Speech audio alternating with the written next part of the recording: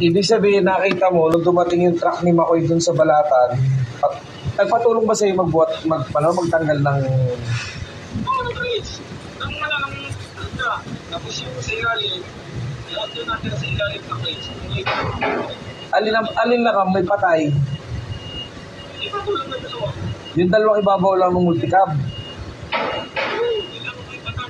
Pero lahat yung sisikat sa baba, nagtakaw, may tumbal.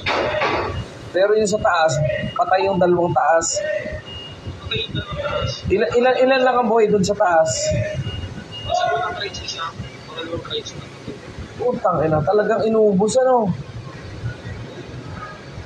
Ay, putang ina, wala talagang matitira pala sa ibon namin. Doon itinarga ang ibon namin.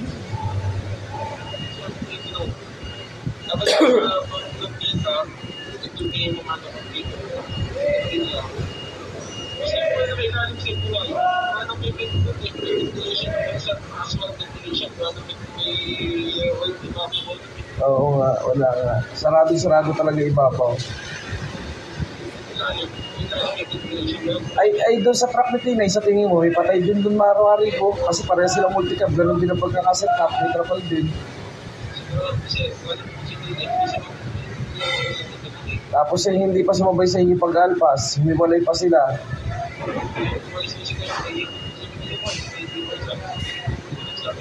Ay, baka madamay pa kayo eh.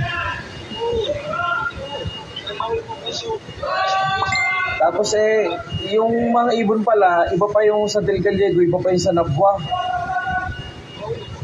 Magkaiba pa yung mga patay na ibon sa Nabwa at sa Del Gallego. Grabe, daming ibon nun. Baka naghiwalay yung dalawa, baka yung kay Tinay sa Nabwa na ibinagsa. Yung kay Del Gallego, doon itinakbol yung Makoy. Kaya yung nung araw, nung umaga na, itinatakbo yung multicab, may video. Ang dami daw patay dun sa multicab, nasa ibabaw. Oo.